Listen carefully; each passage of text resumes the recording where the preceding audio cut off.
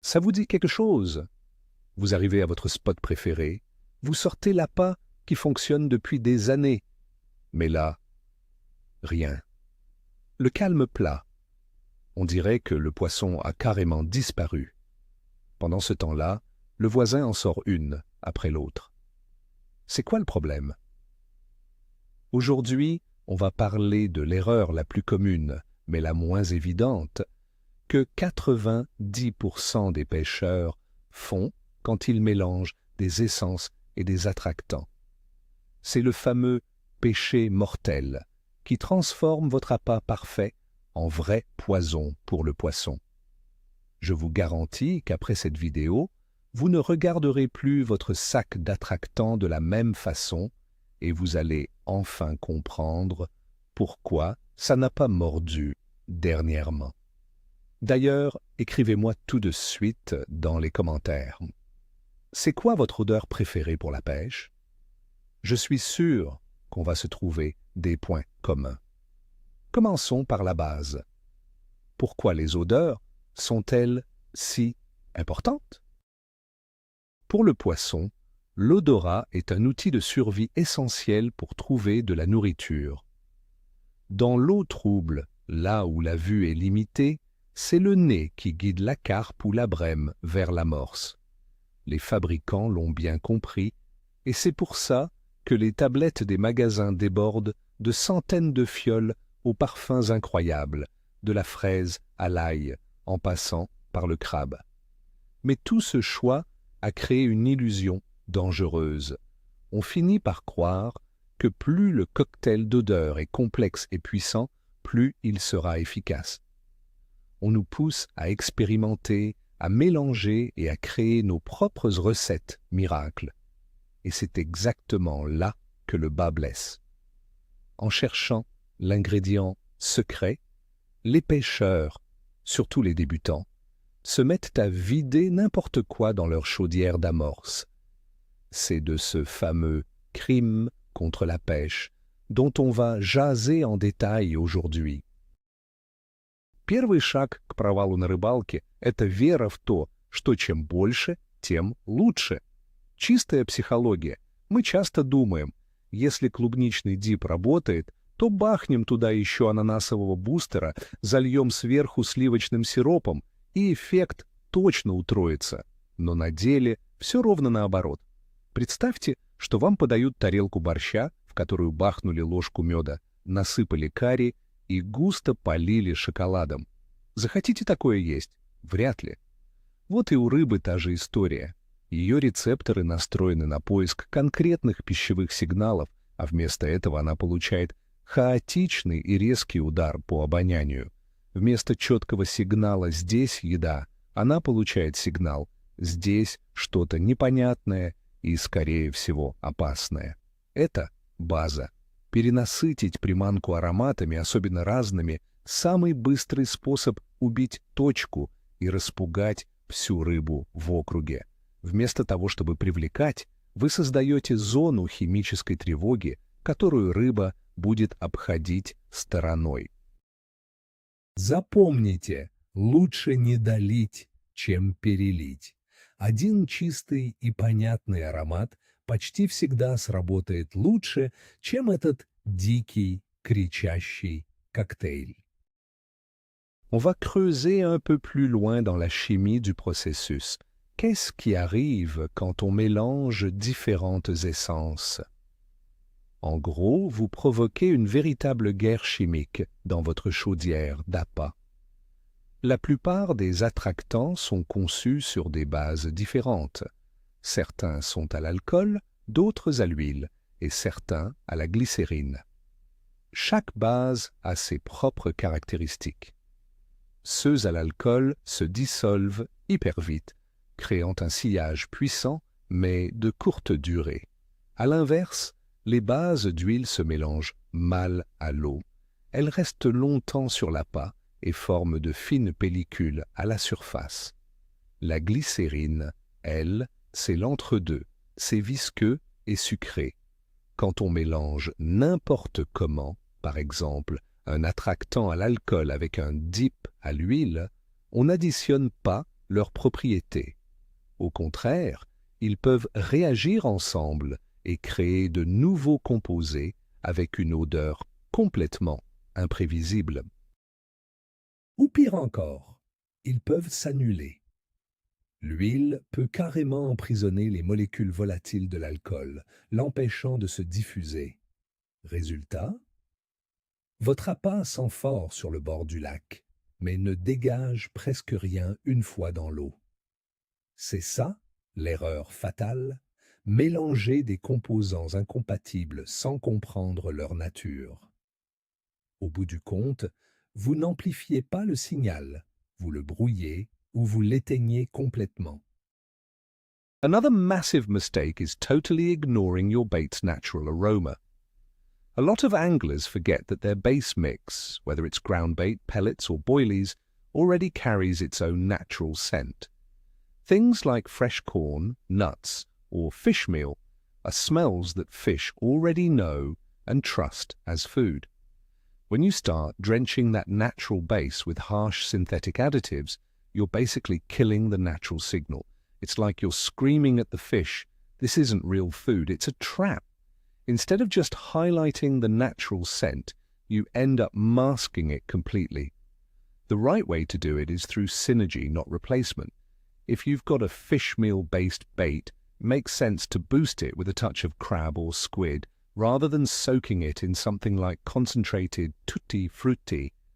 The idea is to make that natural smell more enticing, not to turn it into something completely foreign. Remember, your goal is to convince the fish that your bait is the tastiest, most natural meal in the water, not a perfume department at the bottom of the lake. Let's talk about a classic mistake, the battle between sweet and savory. This is where a lot of anglers go wrong when mixing their bait. You take a sweet, fruity scent like plum and decide to boost it with something spicy or fishy like garlic or squid. The logic seems simple. If the fish like both, they'll love them together, right? But in practice, it's a total disaster. These scent profiles are on opposite ends of the spectrum. To a fish, it creates a sort of sensory overload. Imagine the smell of strawberry jam mixed with pickled herring. Doesn't sound too appetizing, does it? Well, fish feel the same way. These combinations don't exist in nature, so instead of attracting them, it sends out a massive red flag. That doesn't mean you can't mix scents. You just have to be smart about it. Stick to the same families. Mix fruit with fruit like plum and pineapple, or blend spices like pepper and coriander. You can even safely mix sweets with nutty or creamy notes, but clashing radically different worlds like fruit and fish or sugar and pungent spices is almost always a guaranteed fail. It's like trying to play opera and heavy metal at the same time. You're not getting music, you're just getting noise. Есть еще один важный нюанс, о котором многие забывают. Это сезонность ароматов. То, что идеально работает в июле по теплой воде, может полностью испортить вам рыбалку в октябре. Летом, когда вода прогрета, метаболизм у рыбы на пике, и ей нужно много быстрой энергии. Поэтому ее так тянет на все сладкое и фруктовое. Клубника, банан, слива, тутти-фрутти – это беспроигрышная классика для прогретой воды. Но как только наступают холода, ситуация меняется кардинально. Метаболизм замедляется, и рыбе требуется уже более калорийная белковая пища. В это время в лидеры выходят специи и пряности, а также рыбные и мясные запахи. Чеснок, перец, криль, кальмар или печень – вот что реально работает. Главная ошибка – это пытаться смешать летние и осенние подходы. Например, когда в холодную воду добавляют немного клубники для сладости к основным специям. Для рыбы в это время такой сладкий сигнал звучит максимально неестественно. Она ищет питательный белок, а получает сбивающий с толку десерт. Это ее не привлекает, а настораживает. Поэтому всегда адаптируйте свою ароматическую программу под сезон и температуру воды. Не ищите универсальный коктейль на весь год. Его просто не существует. It's easy to forget that every body of water has its own unique signature scent. The earthy aroma of a muskeg lake is a world away from a clear, rocky river or a silty backwater pond. For the fish, this background smell is home. It's what they know, and it's where they feel safe. The trouble starts when we introduce our own bait into that environment. As soon as it hits the water, its scent begins to interact with the natural surroundings. This is where many anglers make a critical mistake. If you use a scent that's too harsh, too chemical, or completely foreign to that specific spot, it stands out like a sore eye. It practically screams artificial. Think about it. In a silty pond where the water smells of organic decay, the subtle scent of a worm or a bloodworm feels perfectly natural. But a blast of synthetic pineapple, that's going to raise some serious red flags. The goal isn't to overpower the water's natural smell with a heavy-handed attractant. Instead, you want your scent to work in harmony with the environment. It should blend in, standing out just enough to suggest an easy meal without being intrusive. Before you even start mixing your bait, take a moment to actually smell the water and the soil along the bank. Try to get a feel for the character of the place. Your goal is to find a scent that complements the water's natural profile rather than fighting against it. Давайте разберем, что такое обонятельный перегруз, но глазами самой рыбы. Мы уже упоминали об этом, но важно понять сам механизм. Рыбий нос – это не просто орган чувств, это мощнейший химический анализатор. Рыба способна улавливать ничтожные доли вещества на огромном расстоянии. Это помогает ей находить еду и вовремя чувствовать опасность. А теперь представьте, вы бахаете в точку лова концентрированный коктейль из нескольких мощных аттрактантов. Для рыбы это все равно, что взрыв светошумовой гранаты прямо перед лицом. Это не просто сильный запах, это оглушающий удар, который вызывает шок и панику. Вместо того, чтобы спокойно плыть на аромат, рыба просто шарахается в сторону от эпицентра этого химического взрыва. Она не может распознать сигнал, потому что он слишком мощный и неестественный. Это как если бы вы искали в лесу грибы по запаху, и тут вам под самый нос сунули открытый флакон ядреного одеколона. А вы не то что грибы не найдете, вы отпрыгнете на 3 метра. Именно это и происходит под водой, когда мы совершаем грех переоромки. Мы не привлекаем рыбу, а создаем для нее невидимый, но непреодолимый барьер, заставляя ее в ужасе уходить из сектора. Let's talk about a concept most anglers completely overlook: the cloud versus the core strategy. These are two distinct ways to use scents, and mixing them up is a massive mistake. Think of the cloud as your long-range attractant. These are typically light, alcohol-based liquids designed to dissolve instantly. Their job is to create a massive, fast-moving scent trail that pulls fish in from a distance. We're talking about sprays or boosters you mix into your water when prepping your ground bait. Then you have the core. These are thick, heavy attractants, usually oil or glycerin-based. They're designed to stay put, sticking to your hook bait or settling into your pack bait on the bottom. Their job isn't to travel, it's to provide a concentrated feeding signal right where your hook is. The biggest mistake is using them for the wrong job. If you dump a thick, oily dip into your ground bait hoping for a cloud, all you're doing is clumping your bait together. It'll just sit on the bottom like a rock.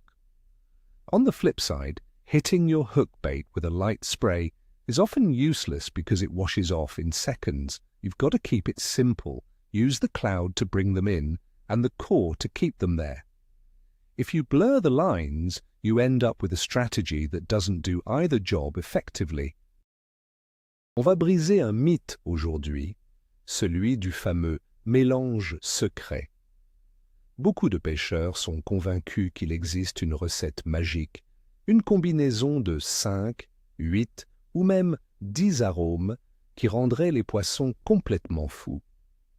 Ils passent des années et dépensent des fortunes à mixer tout ce qu'ils trouvent sur les tablettes en espérant dénicher le Saint Graal.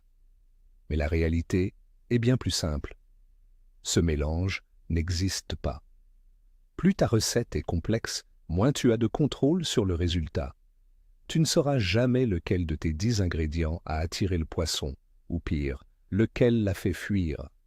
En multipliant les odeurs, tu risques surtout qu'elles entrent en conflit les unes avec les autres. La pêche, c'est de l'observation et de la logique, pas de l'alchimie. Au lieu de préparer des cocktails compliqués, mise plutôt sur 1 ou 2 arômes classiques et efficaces. Ça te permet de savoir précisément à quoi le poisson réagit aujourd'hui. Si ça ne mord pas, tu peux changer de parfum et voir tout de suite la différence. Avec 10 odeurs dans ton seau, tu pêches complètement à l'aveugle. Pour avoir des résultats constants, garde ça simple. La simplicité, c'est ça la vraie clé, pas une potion magique imaginaire. Let's jump back into the tech side for a minute and break down the bases used for these essences. Getting a handle on this is the real secret to avoiding mistakes out there. Basically, you've got your 3 pillars: alcohol, glycerin, and oil. First, alcohol bases. The big win here is they dissolve instantly in any water temp. They throw out a quick, massive scent cloud. The catch? They wash out just as fast. These are your go-to for sprays or for boosting a spod mix when you need to pull fish in from a distance. Then you've got glycerin. It's sweet, thick, and viscous. It dissolves well too, just a bit slower than alcohol. It adds some weight to the bait and brings in that sweet flavor profile fish love. It's a solid choice for adding to base mixes or for dipping your hook baits. And then there's oil. Now, oil and water don't mix. It's that simple. It coats the bait and the scent leaks out real slow. It even leaves a thin film on the water's surface. This is the top choice for cold water, or when you need a hook bait to stay smelly for the long haul. The biggest sin you can commit is mixing them together.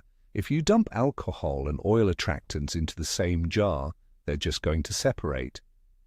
You'll end up with a mess that's totally unpredictable. Don't try to play chemist by mixing different bases. Use them on their own for their specific jobs, and you'll be all set. Мало кто задумывается о факторе времени, а ведь аромат вашей прикормки – штука непостоянная. То, что вы замешали в ведре на берегу, и то, чем это будет пахнуть через час или 2 на дне – это 2 большие разницы. Как только вы начинаете смешивать разные компоненты, процесс становится абсолютно неуправляемым. У каждого ароматизатора своя летучесть и стойкость. Самые легкие фракции улетучиваются и вымываются первыми. Они создают тот самый быстрый сигнал для рыбы. Другие, более тяжелые и липкие, сидят в корме дольше. В итоге получается своего рода симфония, которая постоянно меняет свое звучание. И если на берегу этот коктейль пахнет приятно, то через час, когда легкие фруктовые нотки уйдут, на дне может остаться резкий неприятный запах какой-нибудь химии. Рыба, которую привлек первоначальный аромат, подходит к точке и натыкается на этот отталкивающий шлейф. Смешивая разные эссенции, вы просто теряете контроль. А используя один чистый аромат, вы точно знаете, как он поведет себя в воде. Вы можете быть уверены, что прикормка не преподнесет рыбе неприятных сюрпризов и будет работать именно так, как вы задумали. Еще одна грубая ошибка – это попытка усидеть на 2 стульях и угодить всем сразу. Я говорю о тех случаях, когда рыболов пытается приманить разные виды рыб одним винегретом из запахов. Представьте, вы хотите поймать и леща, и карпа. Знаете, что лещ обожает кориандр, а карп без ума от клубники. И вот вы решаете бахнуть в прикормку и то, и другое, надеясь на двойной улов. Друзья, в 9 случаях из 10 это закончится полным провалом. Вы не поймаете никого. Почему? Да потому что вы создаете противоречивый пищевой сигнал. У каждой рыбы свои вкусы, заложенные природой. Смешивая такие разные ароматы, вы получаете не чудо-смесь, а невразумительное «ни то, ни сё».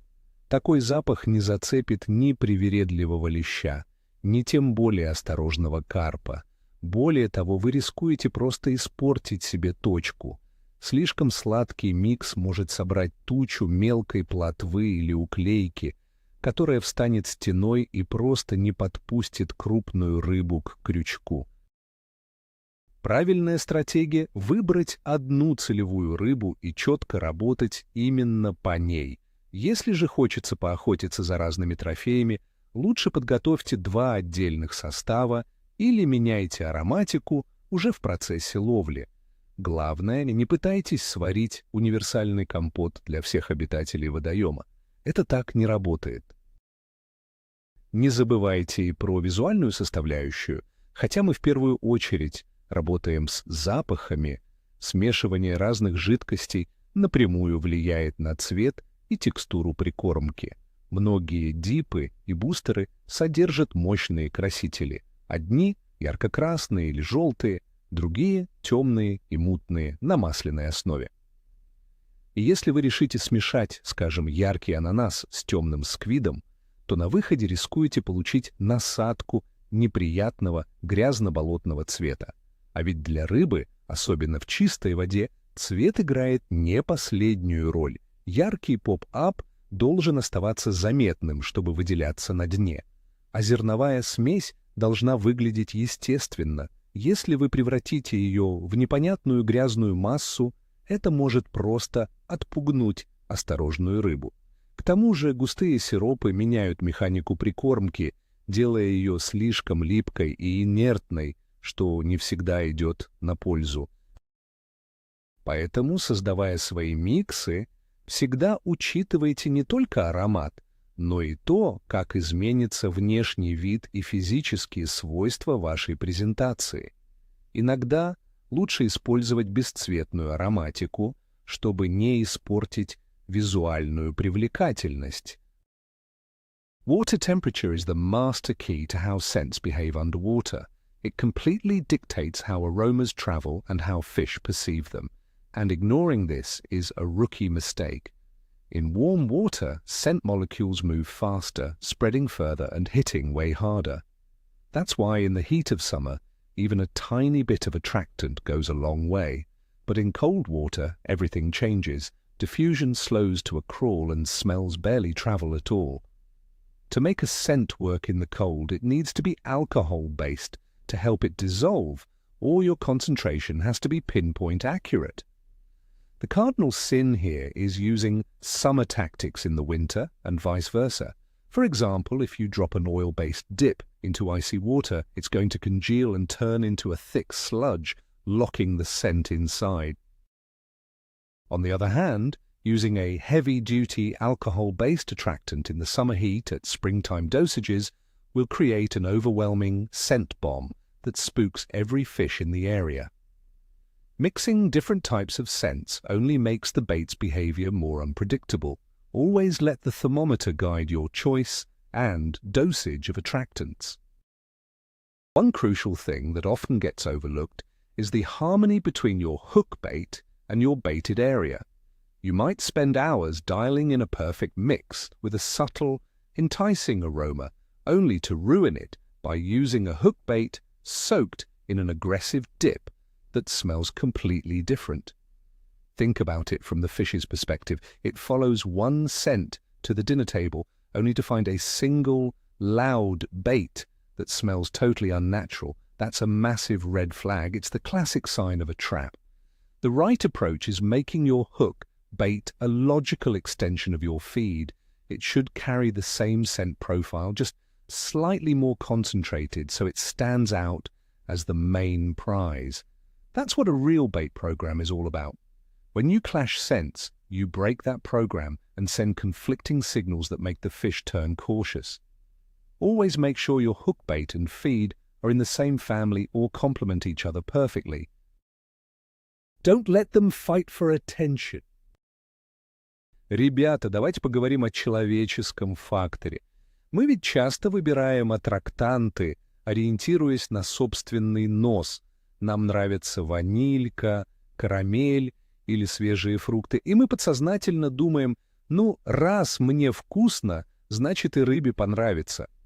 Но это, друзья, большая ошибка. Для рыбы запах — это не способ получить удовольствие, а прежде всего информация. Это сигнал о потенциальной добыче. И многие запахи, которые нам кажутся приятными, в подводном мире звучат абсолютно чужеродно. Тот же резкий кондитерский аромат ванили рыба может воспринять не как угощение, а как непонятную и опасную химию. Главный грех рыбака — очеловечивать рыбу и ее вкусы. Нужно стараться думать, как она, что она ест в этом конкретном озере или реке. Мотыля, ракушку, водоросли. Вот эти запахи для нее естественны и безопасны. Конечно, синтетика тоже отлично работает, но ее сила часто не в копировании природы, а в том, как она воздействует на рецепторы. И тут безумно важна дозировка. Если переборщить, то даже самый приятный для нас аромат превращается для рыбы в сигнал химической тревоги. Так что в следующий раз, выбирая баночку с запахом, спрашивайте себя не «нравится ли этот аромат мне?», а «будет ли он понятен и интересен рыбе в этих условиях?». Вот тогда и результат будет совсем другой. Prenons un exemple classique, une erreur qu'on voit souvent. Essayez de mélanger du tutti frutti avec du calmar et pieuvre. Ce sont deux incontournables de la pêche à la carpe, mais ils sont aux antipodes. L'un est sucré et fruité, l'autre est fort et sent le poisson. On pourrait penser qu'en les combinant, on va créer l'appât universel qui marche partout, mais dans les faits, ça ne fonctionne pratiquement jamais. Pourquoi? D'abord, parce que ce sont deux mondes complètement différents. C'est le mélange des glucides et des protéines dans un même pot. Et ça, ce n'est pas naturel pour le poisson.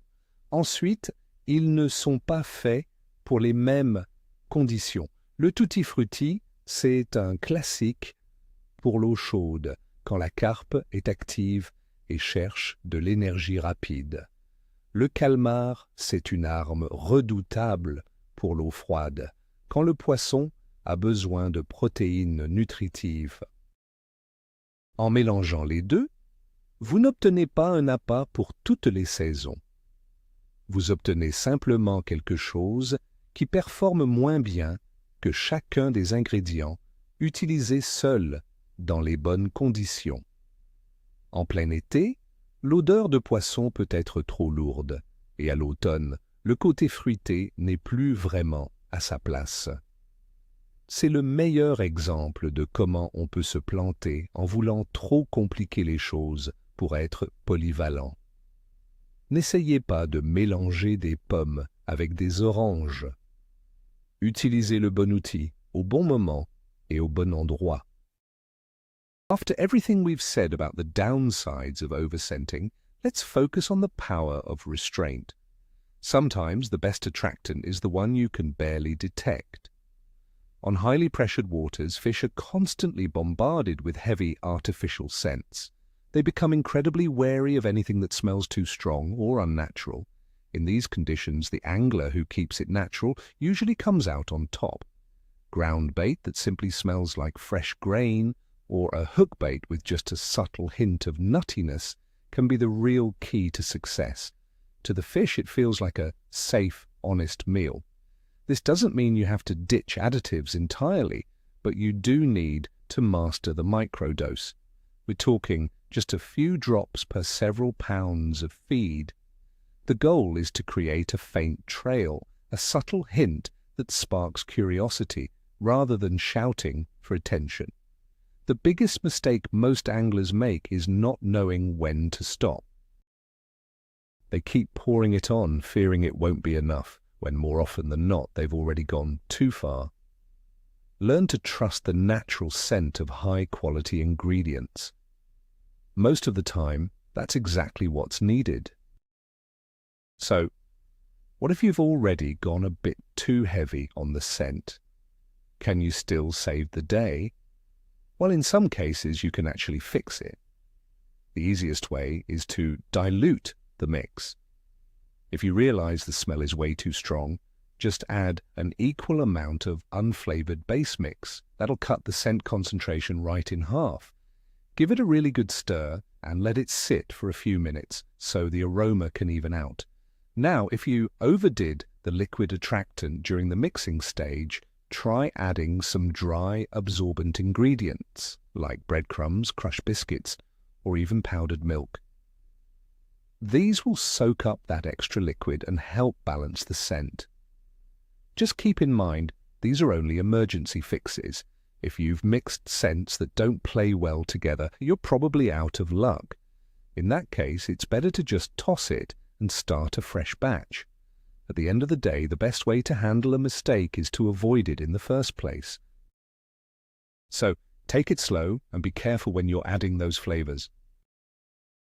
В завершение нашего разбора дам один простой, но по-настоящему золотой совет. Он спасет тех, кто только начинает свой путь или уже окончательно запутался в бесконечных экспериментах. Это правило одного компонента. На целый сезон, а лучше на 2, выберите для себя всего 1, максимум 2 качественных аромата. К примеру, что-то сладкое и фруктовое на лето и 1 пряный или рыбный запах на осень. И все, работайте только с ними. Ваша задача сейчас не найти волшебный микс, а досконально изучить, как работает конкретный аттрактант. Пробуйте разную концентрацию, тестируйте на разных водоемах, следите, как на него реагирует рыба в разную погоду. И обязательно ведите дневник наблюдений. Только так вы научитесь по-настоящему чувствовать дозировку и понимать, когда аромат уместен, а когда нет. Когда вы доведете работу с одним компонентом до совершенства, можно будет аккуратно добавлять второй, уже понимая, как они взаимодействуют. Постоянно прыгая с одного флакона на другой и смешивая все подряд, вы ничему не научитесь. Это путь хаоса, а путь профи — это глубокое изучение базы. Начните с простого, и это приведет вас к стабильно высоким результатам. All right, let's bring it all together. We've covered a lot of ground today, but at the end of the day, it really comes down to one core idea. The biggest mistake you can make when mixing essences isn't using the wrong combo. It's mixing them without a plan. It's that more is better mentality that usually gets people into trouble. Real success comes from balance, restraint, and actually understanding the conditions on the water. We've seen how different bases can chemically clash, and how mixing unrelated scents, like fruits and spices, can end up repelling fish instead of attracting them. Honestly, sometimes the best move is to use little to no scent at all. I hope that next time you're looking at your shelf of attractants, you won't just see a bunch of smells, but a palette of tools to be used with purpose. Thanks for sticking around until the end. If you found this video helpful, definitely hit that like button and subscribe so you don't miss our next deep dive into fishing secrets. Make sure to ring the bell for notifications so you're always in the loop. And before you go, I've got a question for you. What's the absolute weirdest scent combination you've ever rigged up? Did it actually work, or was it a total bust? Drop your stories in the comments below. I can't wait to read them.